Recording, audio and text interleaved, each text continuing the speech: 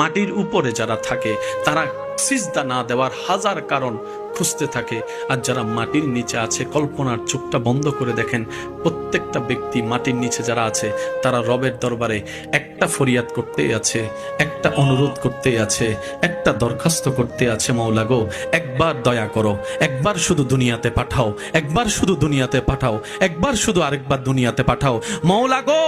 সমস্ত কাজ ফেলে দিব,